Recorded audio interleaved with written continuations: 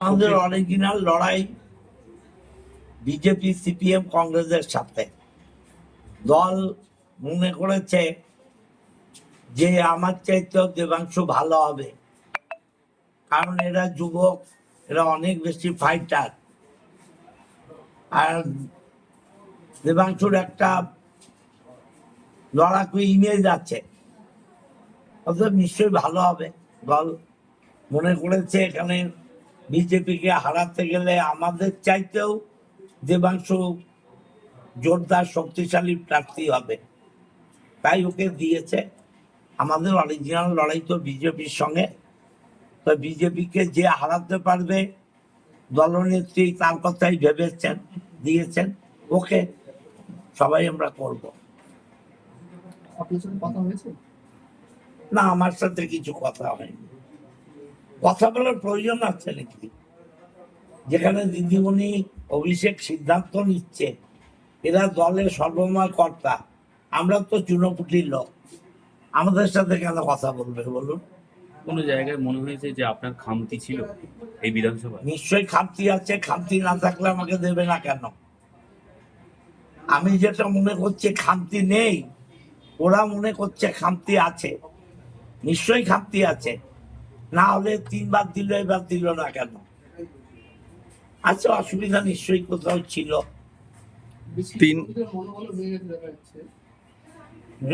অনেক কর্মী আপনার কাছে এসছে, কেউ কাঁদছে, কেউ দুঃখ করছে, কেউ এরা বলছে এটা হবে, আস্তে আস্তে ঠিক হয়ে যাবে।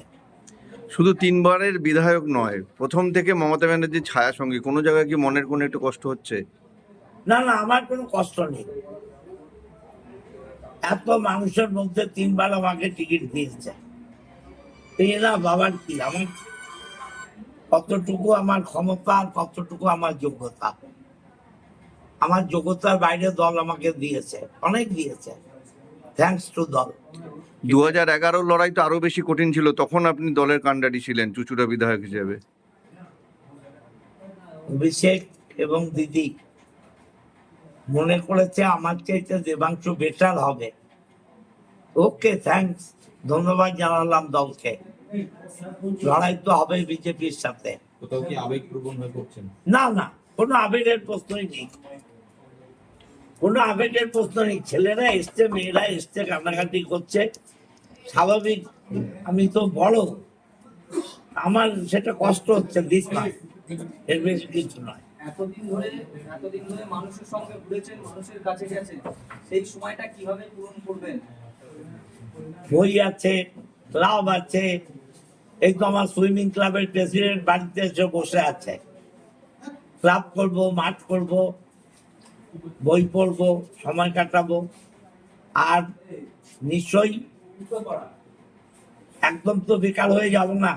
যদি মনে করি আবার উঠে নামবো, প্র্যাকটিস করব। লয়ার ডিগ্রিটা আছে, বার কাউন্সিলের সার্টিফিকেট আছে, কোর্টে নেমে যাব। রাজনীতি কিভাবে সন্ন্যাস নিচ্ছেন না? না, রাজনীতি আর করবো না, রাজনীতি আর করবো। তাহলে কি সন্ন্যাস নিলেন? রাজনীতি থেকে বিশ্রাম নিলাম। দল যদি কাজ করতে হলো তখন দল কাজ করতে বললে আমাকে করতে হবে নাকি? আমি কার ঠিকা চাকর নাকি? এই যে আপনি যে দেবাংশ হয়ে প্রচারে বেরোবেন? দেবাংশ এলে ভাববো। আমাদের হুগলির সাংসদ বহিরাগত, দেবাংশুও বহিরাগত, আমাদের জেলার কেউ নয়, আপনি জেলার ছিলেন, আপনাকে আচ্ছা, প্রশ্ন এটা তো দল, আমি তো দলের লোক, আমি তো নির্দল নই। আমার দলের সর্বময় কর্ত্রী মমতা ব্যানার্জি আর সর্বময় নেতা অভিষেক ব্যানার্জি। তারা যদি মনে করেন যে বাইরের লোক এনে এখানে উপকার বেশি হবে, উপকার তো পেয়েছে, রচনাকে এনে এসিড তো জিতেছে, আবার দেবাংশু আসবে, জিতবে, অসুবিধা কি আছে?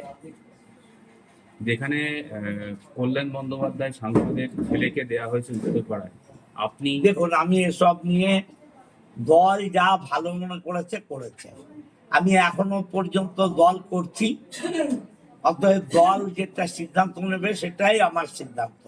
যখন আমি বলবো দল আর করছি না, তখন অন্য কথা বলবো।